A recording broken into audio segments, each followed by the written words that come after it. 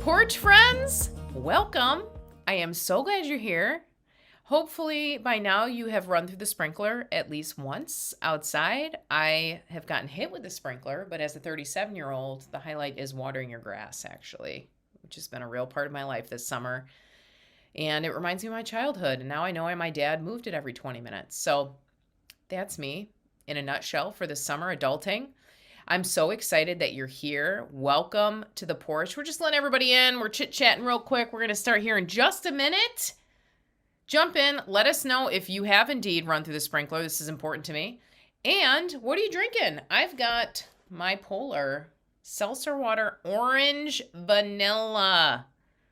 It's delicious. Oh, Katie's got sparkling plain water from TJ's, good old Trader Joe's. Fantastic. Cheers. We're so glad that you're here. We're so glad that you're a part of the porch with us.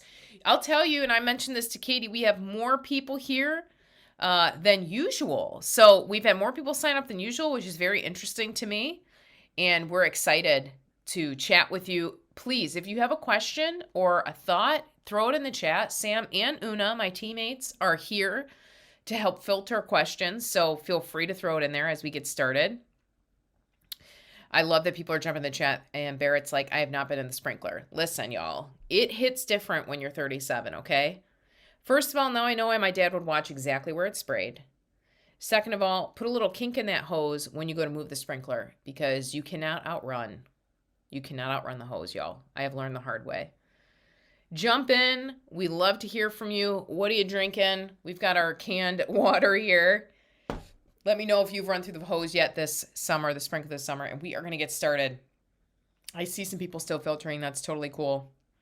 Let's go. Okay, welcome to the porch.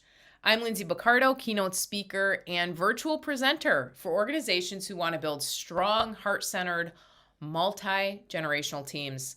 I personally believe that the modern day leader has a moral obligation to grow and lead others from a grounded and healthy and healed place. So you're going to hear me bring on psychologists, neuroscience experts, storytellers, emotional intelligence researchers, really anyone that can help you and me grow personally and ultimately impact the culture of our organizations. This is where I bring on my favorite thought leaders. And today we have Katie McLaughlin. Katie provides leadership and culture transformation by helping leaders create inclusive cultures by building emotional intelligence and working through their assumptions and biases so they can actually connect with and get the most out of their teams. We've got a bunch of good questions for her, but I'm sure you do too.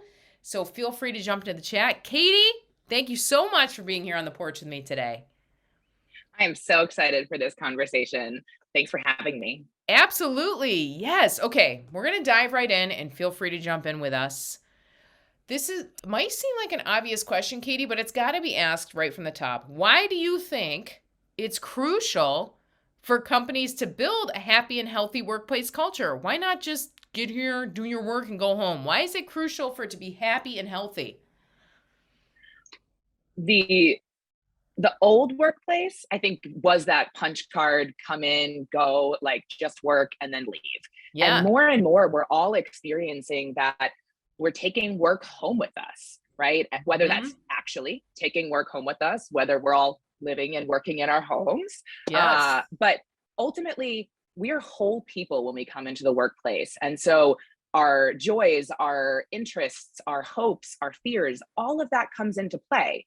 And so if we're leaving work and we've had a devastating day, it's like we feel like we're being beat down every day by toxic circumstances, like constant deadlines, we're going to bring that out into our communities and into our families.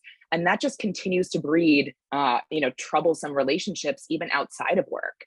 And and I also think like your people are your biggest asset. They're the ones who talk to your customers. They're the ones who try to sell your product.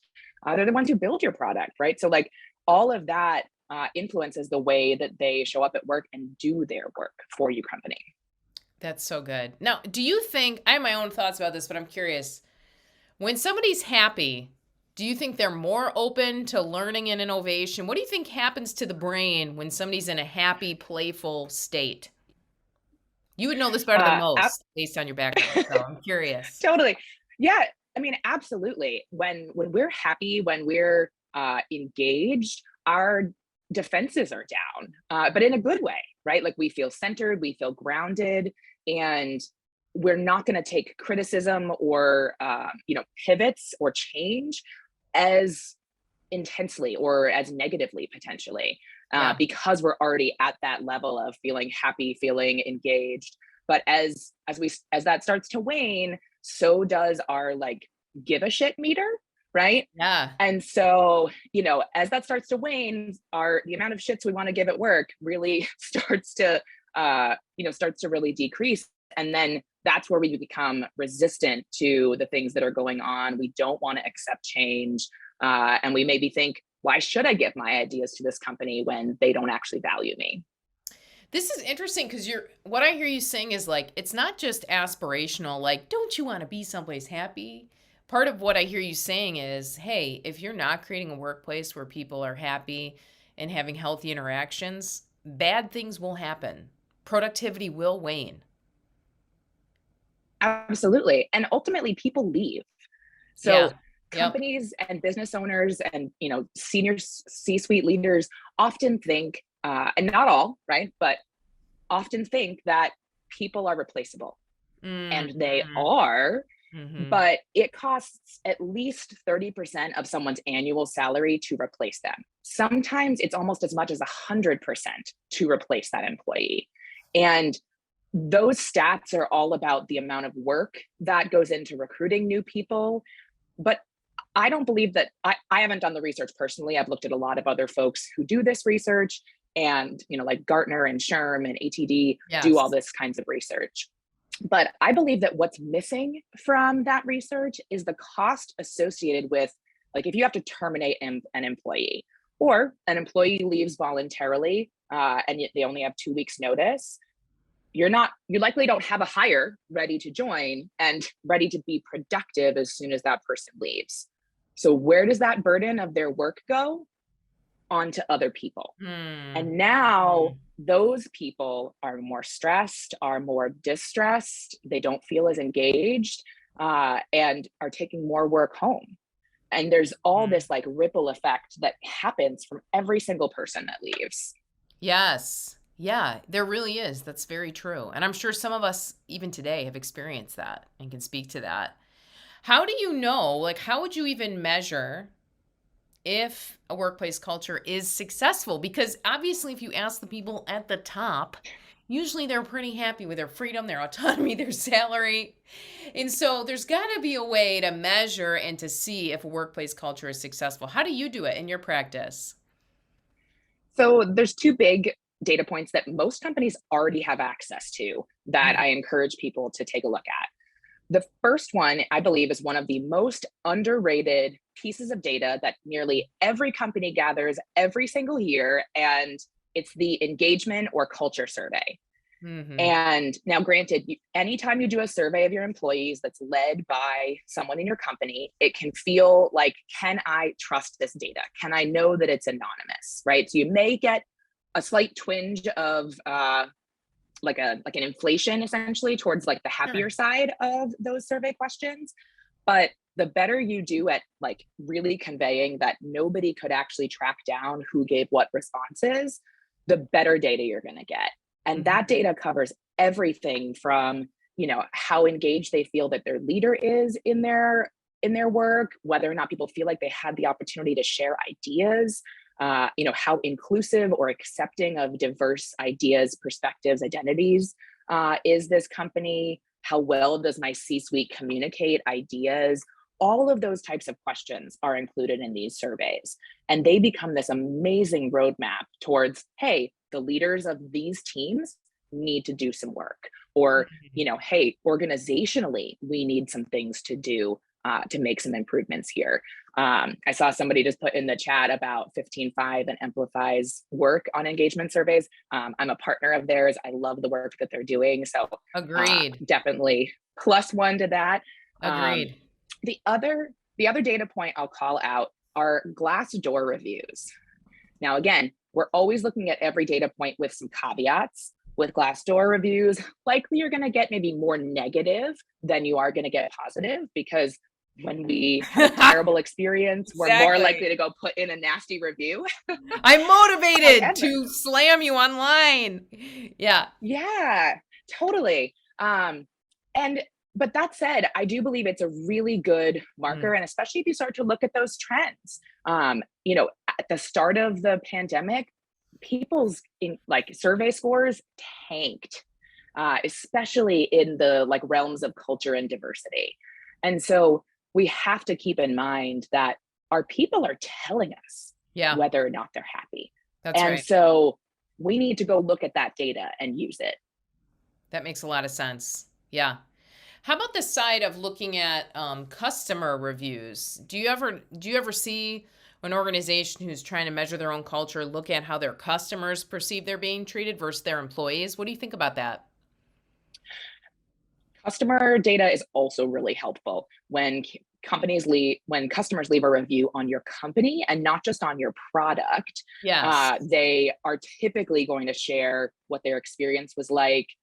Things like, did I have a long hold time to get a hold of somebody? Could I talk to anybody? Um, you know, they also might say like expressions of feeling like they got swindled. And that may go back to a experience of working with a salesperson who was just trying to meet their metrics and that's didn't right. care as much about whether or not they were being uh, accurate or Right. wholly representative of the product. Yeah. um, that said, you can also look at your customer churn rates. Most companies who are doing any of this kind of measurement are also measuring how quickly customers are churning. And if you have a physical product, you might be looking at return rates. And so any of those data points can be indicators, right? Mm. There's no like one-to-one exact correlation per se, because Yeah. as humans we are not binary beings that can just be measured from a yes or no question. So we have to look at the whole picture in order to know, is there work we have to do? And I believe every company has work they have to do. That's a really good point to make, to really draw in a bunch of data points to see what the trends really are and not get. I say this about even personality assessments for one person. I'll say go take a handful of different personality assessments, and whatever patterns come out, those are probably true about you. But if you live and die on the disc or you live and die on the Enneagram, you may miss parts of what's really going on for you. So it's interesting to think about that from a organizational perspective. Take a bunch of different data and see what trends come up. That makes a lot of sense. I completely agree about the personality test thing too. Uh, Yeah. like no measurement or data point is perfect, right? That's And right. in business and in life, like literally our brains are wired to want to have the easiest, fastest solution to something. And Yeah. so one of the ways in business that we get tunnel vision is thinking that data is what it's all about, and that our data tells us everything we need. And it can tell us a lot, but it still has our own assumptions that we put on it, our own biases. And then Yeah. there's also all these other cultural systemic challenges that influence a lot of that data, especially when we think about employee performance. Yeah. That makes a lot of sense. Now, obviously, we're all doing this thing, or a lot of us are doing this thing where we're working remote. And maybe before an organization had a really cool building with exposed brick and they had their values and they had their and they had a kombucha tap and they had free bottled canned water. Um and now we're kind of working remote. We're at our homes. We're with our cats and our pandemic dogs. And at the same time, people who are looking for work, who are maybe looking to understand a culture of an organization, may have a harder time understanding what it's like to work for an organization when it's all remote. And so, how would you encourage companies to showcase their culture, particularly if they're kind of scattered all over the US or the world? And they're trying to tell the world who they are and what they do, but they're all working from home. What are some suggestions about how companies can showcase their culture, even if they're not in the same building?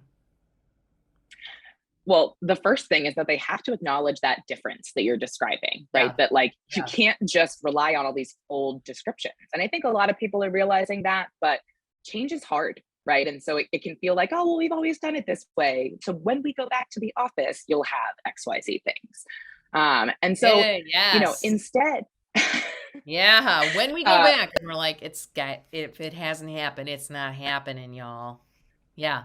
totally. Yeah, I mean, my partner got hired at a company where it's based. I live in Seattle, and it's based Mhm. here, but they only have like a WeWork space, and then Yeah. not everybody comes to it, and so even nobody on his team actually goes when he does go into the office. So like, it's just a whole other experience. But Yeah. one of the big things throughout the whole experience of hiring somebody, publicizing your company, every single tiny thing matters. Even more now, because you don't get that extra bump by bringing somebody to the office and wining and dining them, etc. So if you don't communicate with them in a Yes. clear, concise, like open, excited way throughout that whole process, if the people who are doing the interviewing or who are reaching out to your new team members aren't committed, aren't engaged,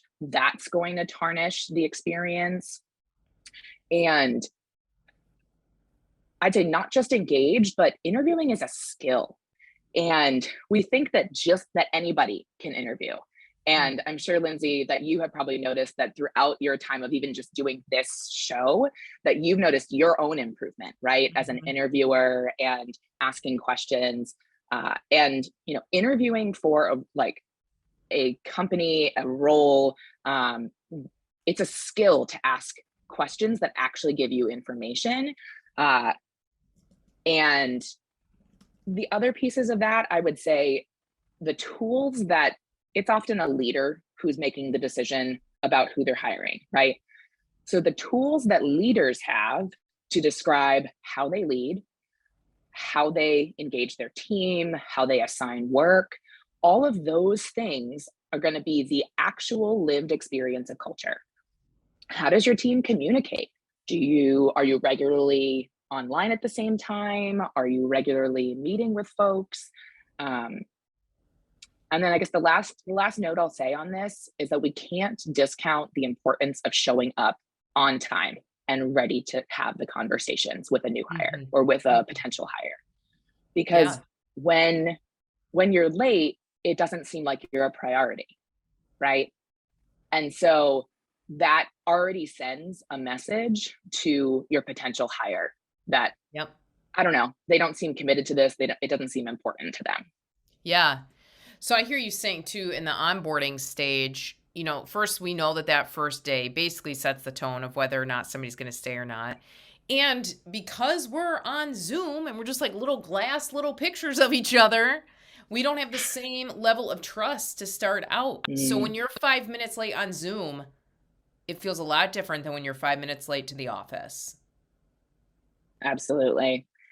And like it or not, like Mm. these video things, like it feels like a presentation. And Totally. it's, and that's not the kinds of conversations that you really want to have like one on one with a leader. And, I believe that it takes self work to Mm. get comfortable and to show up authentically on conversations on Zoom or Mhm. your video platform of choice. Yeah.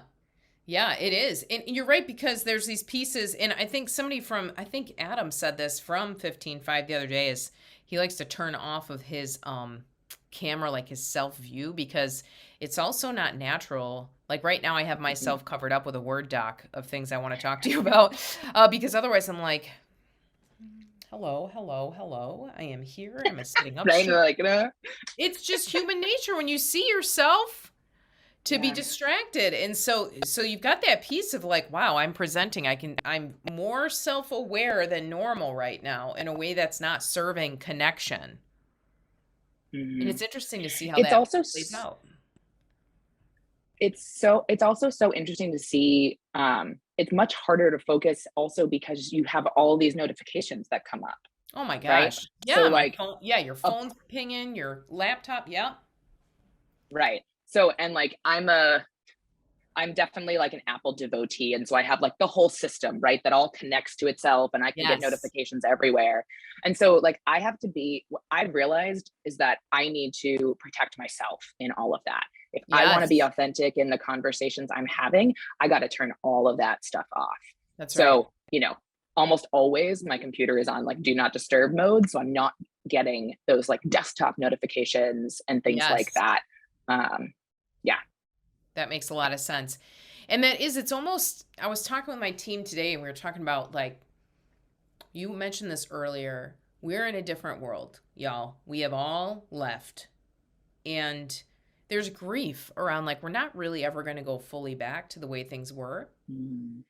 And I wonder, this time, I mean, we're shooting in July 2022, and I'm just thinking, yeah, in the 2020, we thought we're gonna go through this little blip, and then like life will go back. We're gonna Yeah. everybody in the world is gonna quarantine for 3 weeks. The virus will die. We'll be back. And now we're talking about, oh, there's a new variant. And we're never gonna go all the way. It's like romanticizing the past to think we're gonna go all the way back to the very, to where we were in 2016, and we're all gonna come together and we're gonna have team events every Friday. We're gonna go, and so we live in this new space. And part of what I hear you saying is if we can accept that, if we can accept that this is the new Mm. space, we need to adapt our behavior and live here and not say, when we all get back to the office, we'll get back to building trust and connection. And it sounds like you are, you're also the voice of like, we're not going back, turn the ships now, like, and stop wasting time. Is that what I it mean, feels don't get like me to you wrong. sometimes? I mean, it definitely does feel a bit like that. I have to catch myself too saying like, well, are we in the post pandemic world? Have we moved on? Yeah, Are things back to normal, quote unquote? And, whatever that I is. really Yep. just do. Yeah, exactly. I think normal's pretty boring anyways, but, I was a remote employee before the pandemic. I think Yeah. 2015, 2014 is when got my first remote job. Yeah. And, you know, nobody else was a leader who was also remote in my company. And it it was so much work to get engaged. It was so much work for people to understand like how stressful back-to-back meetings were for me because I didn't feel like I could be late to meetings because Yeah. I didn't have to go anywhere, right? Yeah. Whereas now, like we have developed more of a culture of ease around, okay, you probably have been in back-to-backs, maybe you needed a bio break, and that's okay to be a few minutes late. Um, for people who are used to the culture and know that you're going to be missing stuff. Yeah. However, don't let that be an excuse. Oh, Mhm. I had a Mm. leader while I was working remote before the pandemic who was chronically late to all of my one-on-ones and canceled them a lot. And at that time, we had a tenuous relationship besides that, and that just felt like one more thing, like another notch in the I don't think this person actually values me. They don't get that I actually need this time with them. Mhm. And so that thing that may not have appeared as a thing, as a problem, was just one more notch in the belt of I don't know if I can stay here. Yeah. It made you question. Hmm. Yeah, that makes sense. Makes a lot of sense. I've got a question that came in. It kind of ties to that, but I'm curious what you think. Um, as we're becoming more and more remote, with companies like ours dipping our toes into hiring out of state, lost my spot, out of state talent, I'm interested in what your thoughts are on potential pitfalls that cause compliance issues and disengagement when implementing new workplace culture ideas. So we're hiring people from all over the US, out of state. What are the pitfalls to compliance and engagement or disengagement when you're trying to implement a culture and you're living all over the place? Do you have any big idea thoughts about that? Yeah, I mean, a few things that come to mind.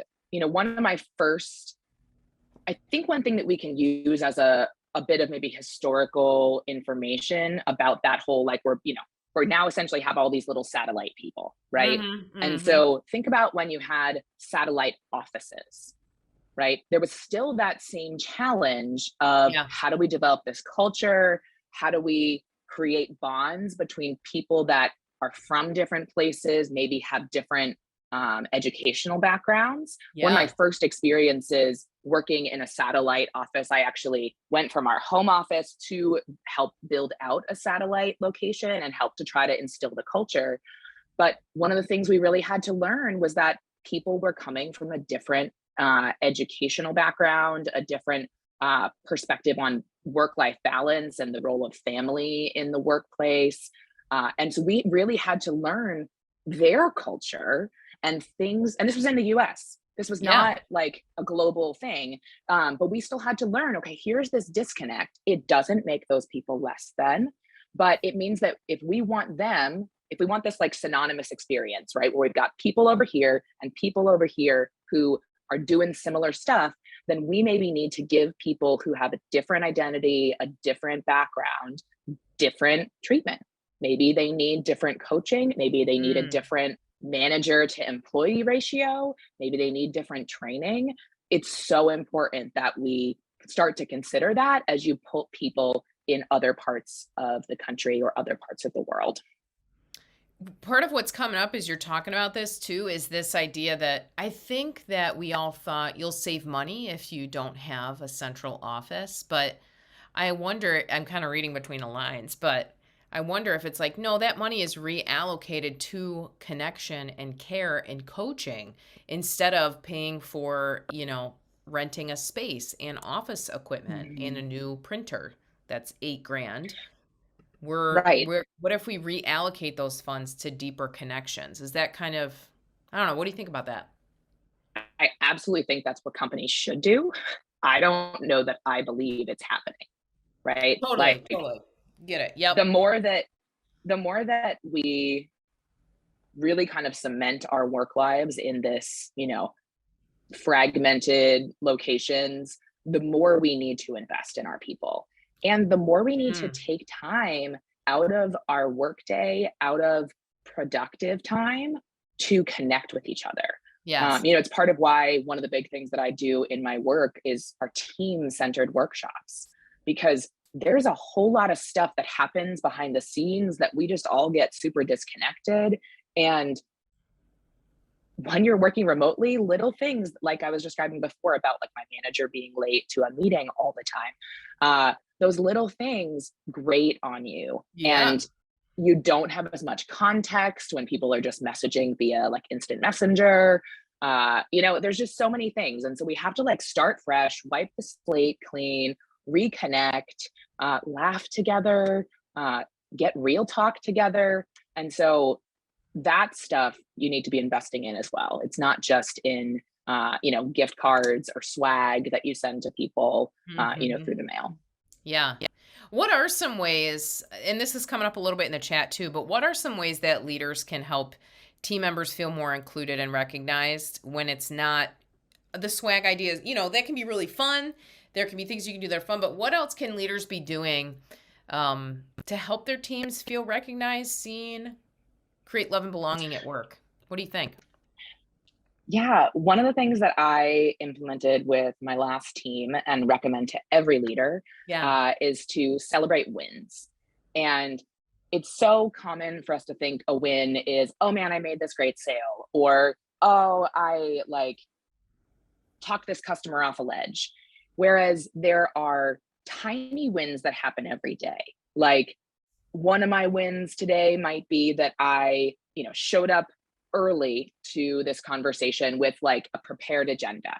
That's Yeah. the win I want to call out, right? Or maybe you can also trade off on different wins. So a win might be, hey, I met with Lindsay today and she helped me understand this problem. So I want to call out a win for both me learning this thing and a win for Lindsay and how she helped me understand it. Right. Yeah. So like that's something you can do asynchronously. You can do that on, your instant message Mhm. channels and things Mhm. like that.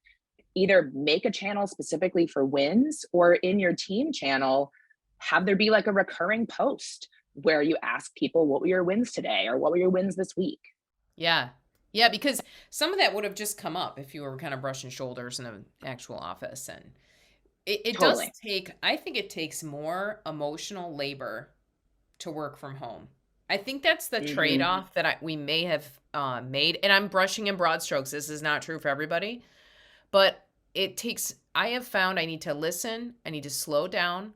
There's more emotional labor in my work. Even if I get to wear sweatpants and just walk down the hall, there is more work on the side of deeply connecting, and the things that would have naturally happened when we were together, I have to now create. So the small wins, or just the little pieces, not the big, we got a six-figure client, but everything in between that would have come up Hmm. naturally isn't going to happen without some initiation.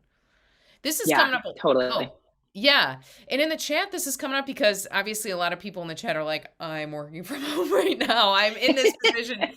And one thing that has come up, let me see where this question is because I got to scroll for a sec. Let's see. Okay. So one of our friends said in the old days, the satellites still had their own offices and leaders would visit from time to time. Now, many are not affiliated with a physical office. So how does culture work in those cases when there is no physical office, not even a satellite office? What do you think? How do we do it? So I think culture has actually never had anything to do with the physical office. It's we always have thought that culture is this like big checklist of, oh, we Mhm. do these events and these things and we give out these gift cards and these awards and yada yada yada. But those are like the frosting on a cupcake, right? And you have to actually have a cupcake to put some of that frosting on top of. Yeah. And that cupcake is all those ingredients are the everyday in between moments when we get off the cuff feedback, when we get asked, where is that thing that I asked for, when we interact with a coworker or like a cross-functional person in a different department and they blow us off or they put up a wall or get defensive, right?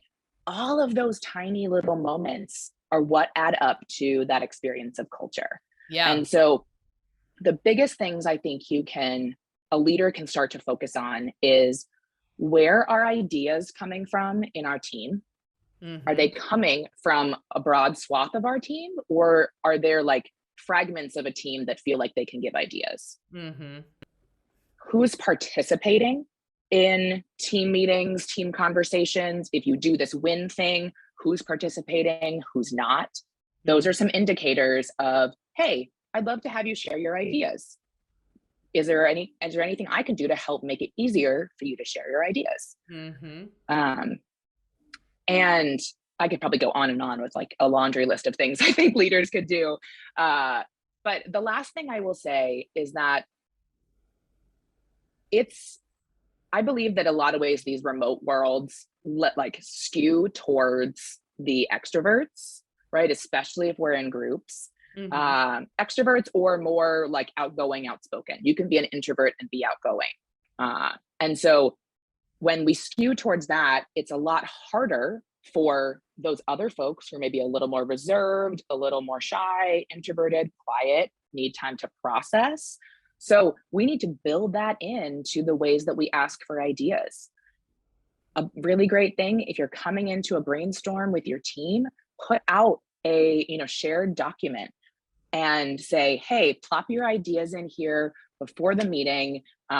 Don't put your name, just plop your idea in there. And then we Yeah. can kind of go through those different ideas and people then have the chance to kind of be recognized and be heard. Yeah, instead of putting everybody on the spot, there's a way to kind of manage. Yes, that makes a lot of Mhm. sense.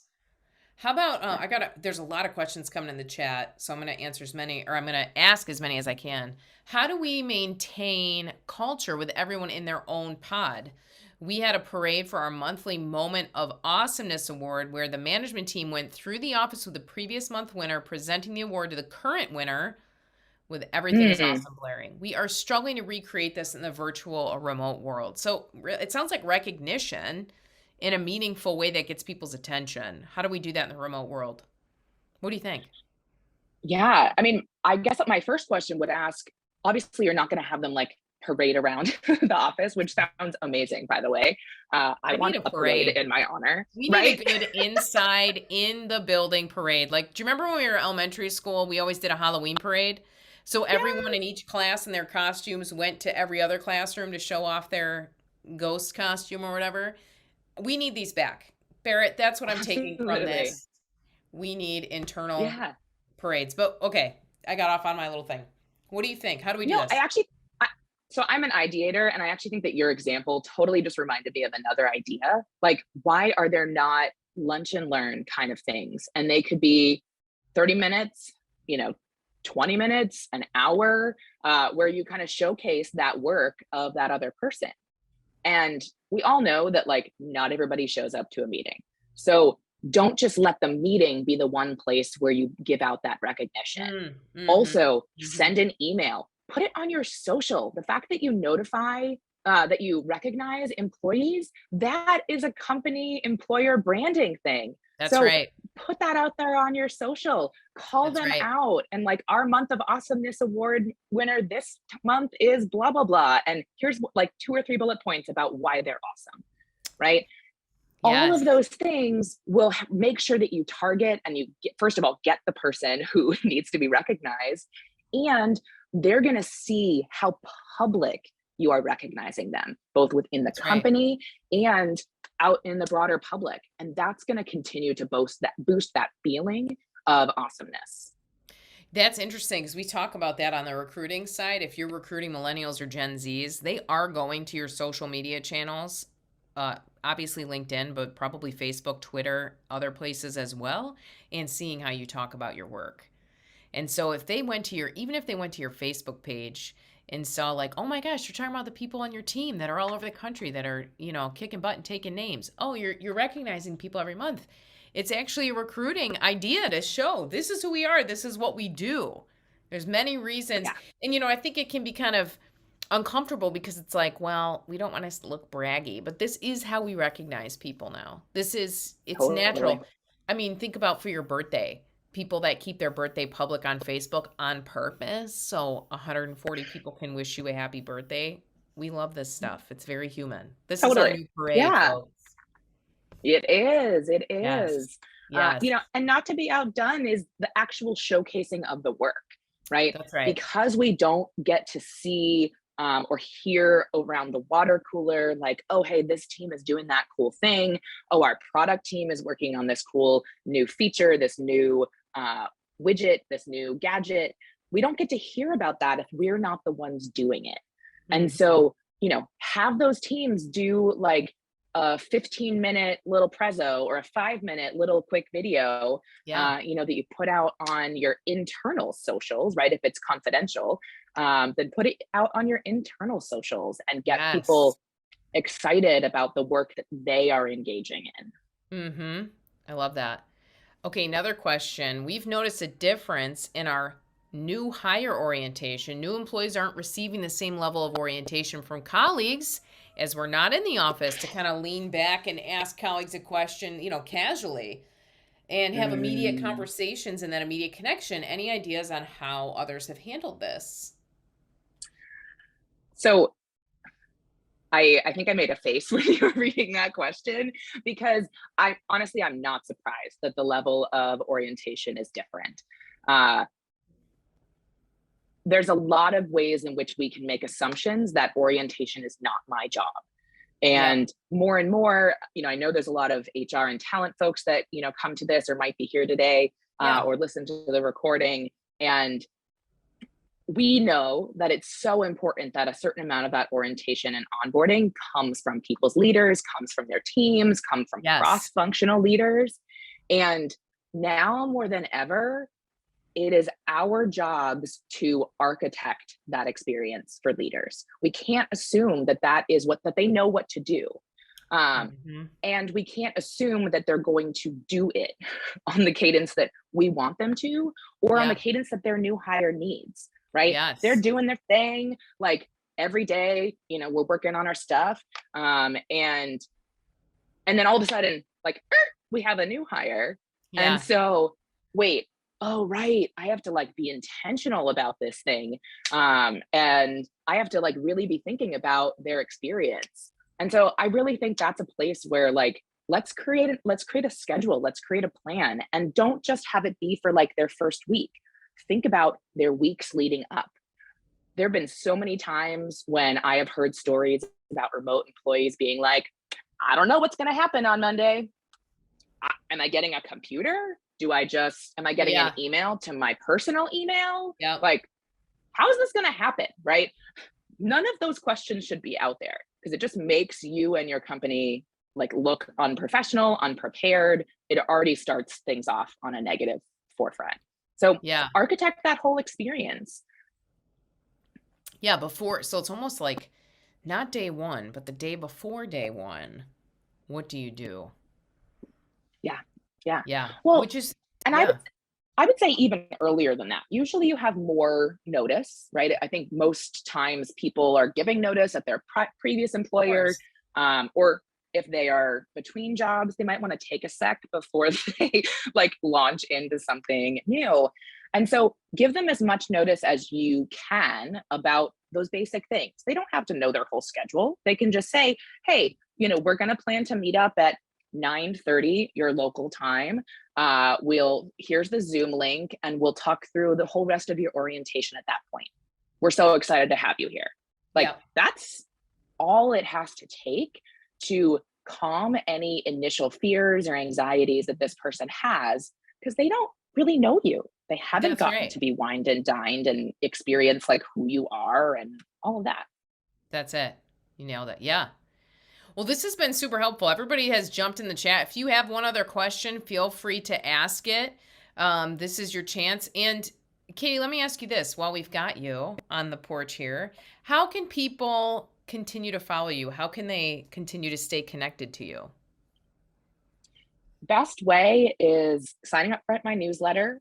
I don't send a ton of emails, but I do always send out a monthly message about any new content, new blogs. I'm a guest on a lot of things like this. So, I'm putting out all of those recordings so that you can learn from them too.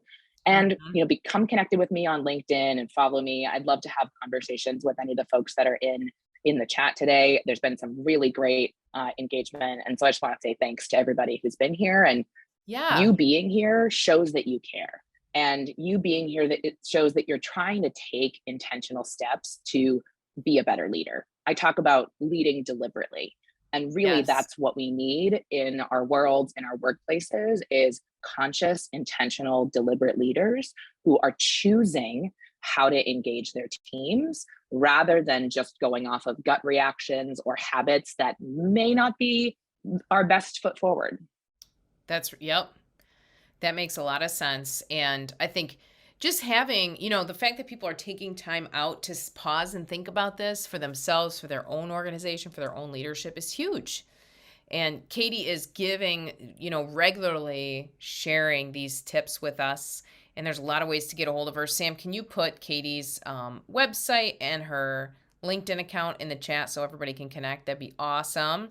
It's been so fun having you, Katie. I look forward to continuing to follow your work. And thanks for answering. These are hard questions. These are not easy questions to answer. Thank you for taking the time. Yeah, no, thank you. This has been great. And again, thanks everybody for your great questions. Yeah. I always love the challenge and I love to brainstorm these different things. So there's always some cool stuff we can all learn through experiences like this. Awesome. Well, thank you for coming on the porch, Katie. Thank you, everybody, for connecting. You can stay connected to Katie with the info in the chat. Feel free to grab that and look at her website and follow her on LinkedIn. She's bringing a lot of great information to all of us. Thanks for your time, everybody. Kate, thank you for being here. Thank you. All right, y'all. We'll see you next month on the porch. Thanks, everybody.